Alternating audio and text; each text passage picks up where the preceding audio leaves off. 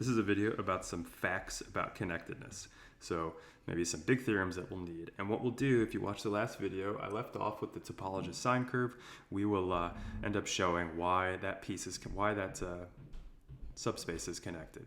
So one big theorem is if you've got a connected subspace or connected set X, and you've got a continuous function f from X to some other topological space Y, then the image of X has to be continuous as well. So maybe how you might say that is the image of a connected set under a continuous map should be continuous. So what I've drawn for you here is X should be connected, and I'll kind of draw you the intuitive picture of what connected is. It's just one piece, right? And then I've drawn Y for you. Let's say Y is equal to two pieces.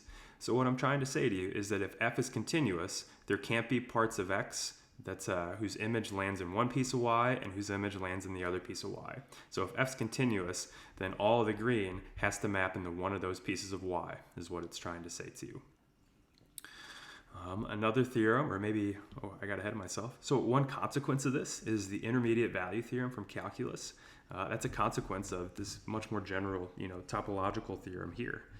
So maybe some of the things that we're trying to do again is all this stuff is an abstraction of some facts that we know about the real line with the usual topology. And so again, the intermediate value theorem can be seen to be just a consequence of this much more general idea.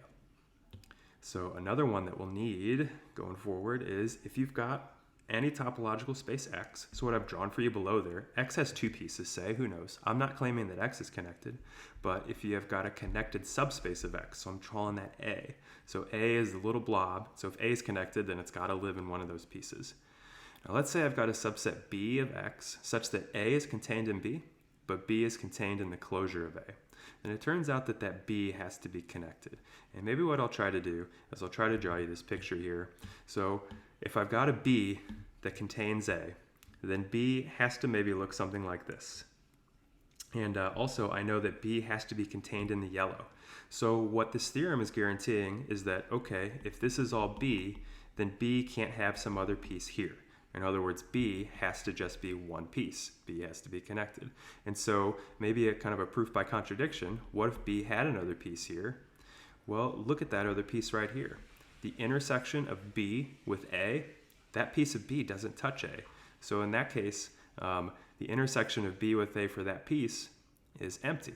But that's a contradiction though, because B is contained in the closure of A, therefore B always touches A. So this can't happen. B has to look like this, therefore B has to be connected. Now, one corollary of this is that, let me erase some of this stuff here. So a corollary of that is that the closure of a connected set is going to be connected as well. And this will be the thing that I need to tell you more about the topologist sine curve. So I introduced this in the last video. Remember that X is the union of both of these pieces, where A, the orange, is just the positive, or the y-axis from -1 to 1, and B is the part of this graph of y equals sine of pi over X. If I don't want 0, but I let X go to 1. So why is this thing here connected? Well, think about this function f that goes from 0, 1 to the blue. That's defined by f of a number so plug in a number from this interval, 0 to 1, where we're not saying you can be 0, but sure, you could be 1. And what does it spit out? It spits out a point, and it spits out a point whose x-coordinate is just your number, and whose y-coordinate is just that plugged into sine of pi over x. So what I hope that you see is this thing here. This thing is really just giving you back the blue graph. So that's all this function does. And so this thing's continuous. How come? Well, X is continuous, sure. Maybe you're worried about sine of pi over X, but if I'm not allowing X to be 0, then sine of whatever can be continuous as long as, what I'm dividing by inside is not 0. So that's the only piece I'm worried about is when X is 0, but that can't happen. So therefore, both of these components are continuous, and that's why the whole function's continuous. And the other thing I was trying to say is that this is onto as well. In other words, the interval 0 to 1 here, it maps onto B. You get all the blue curve up there. Now, what do we know about this interval here? Well, it's connected. And so by one of the theorems above, the image of a connected set should be connected. Therefore, the blue piece on its own should be connected. And maybe that's not too hard to believe.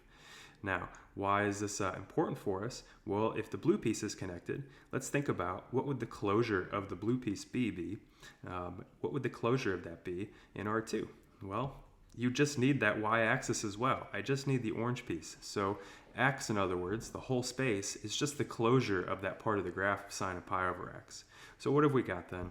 We've got that b is connected, therefore its closure, which is the topologist sine curve, should be connected as well.